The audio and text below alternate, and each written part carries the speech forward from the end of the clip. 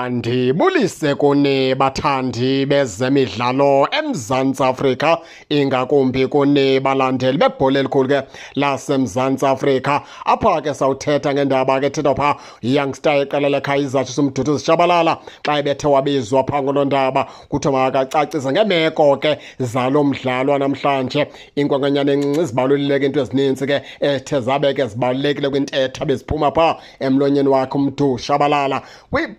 Kwenye ke yentetha eziphuma phaa kuye kumfana omdala uyatsho uthi ke bazodlala phantsi kwe-conditions ke ezinzima ngoba kuyatshisa kakhulu phaa kwelalizwe bakulo, kodwa wagxininisa wathi ke ewe ke nabo bakuqhelile ke ukudlala ebushushwini abaqala ugijima ke kula mazwe aseAfrika. Waphinda kumfana omdala wathi ewe nestadium esi sikude le ndawo babekwe kuyo bodlala kuyo, kodwa ke bazawunyamezela ngoba bazi-professionals ke ekugqibeleni. Wazibalula ke into ezininzi ke azitshilo mfana omdala endiqonda into yokubana zimuti nabo ke bezi-players babona ukuthi ke noko iimeko ezi azintlanga, kodwa ngoba ke bezi-professionals bazokwazi into yokubana ke banyamezela. Ngumntu ebalulekileyo ke akufunekanga sana xa udlala eAfrika, kufuneka amadoda omeleleyo, kufuneka amadoda yazi into yawo, kufuneka amadoda akwazi umela into yawo eAfrika ngoba akakuqali namhlanje ukwenzeka izimanga. Ndikhumbula ngo-1995 Orlando Pirates thatha istar kooJerry Skhosana, koo-Edward Mutale,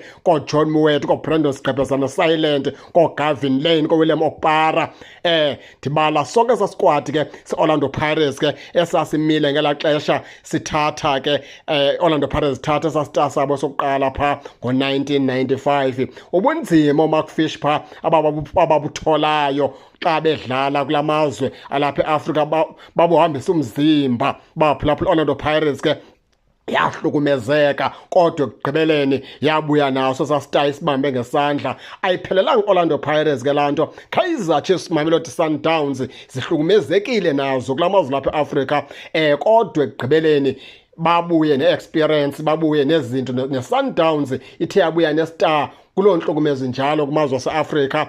Kaizer Chiefs nayo seyisukojika kuma-semi-final, seyisukojika kufinali phantsi kweemeko ezimbi zala mazwe ke aseAfrika. Le nto ayiqali namhlanje. Ndikhumbula kakuhle i-Confederation Cup ngelaa xesha, ndicinga uba ibiyiMandela Challenge, wandiphazama phantsi komshini Etukrali, laa Mandela Cup apho umshini Etukrali wayo wayijikeleza eAfrika, wabuya nayo loo Mandela Cup. Kwakungekho kuhle nalapho kulaa operation thatha zonke kamshini Etukrali, ngoba iKaizer Chiefs yayithatha ke laa cup ijikeleza, yayisaka uba Confederation Cup, kodwa ke yayiMandela Cup ngelaa xesha. Kodwa ekugqibeleni into ebalulekileyo into yokubana iitim mazinyamezele imeko yaseAfrika, ngoba eAfrika kunzima, kukho lula kula mazwe.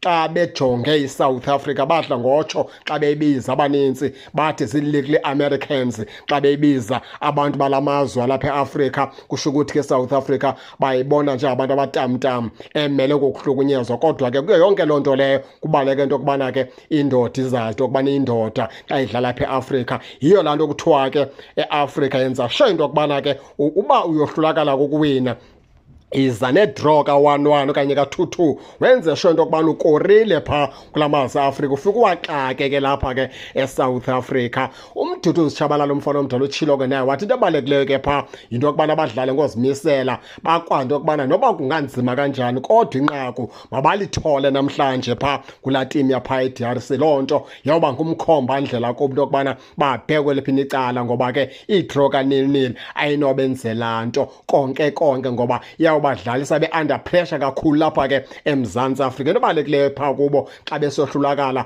mababe nenqaku abalishiyayo phaa eDRC. Injalo ke baphulaphuli ke loo nto leyo ke ayifuni noba ke igwegwelezwa, ayifuni noba ke ithethelwa phantsi kwebhedi. Kona imeko zokudlala kula mazwe afana noDRC azintlanga baphulaphuli ke. Ndifuna ke nani ke nike ningene nitsho into yokubana ke niva njani, nize ke ningakhohlwa kusubscribe kule channel ukuze ningaphoswa zezemidlalo endizanothulela zona kwixa elizayo. Kakuhle babukeli.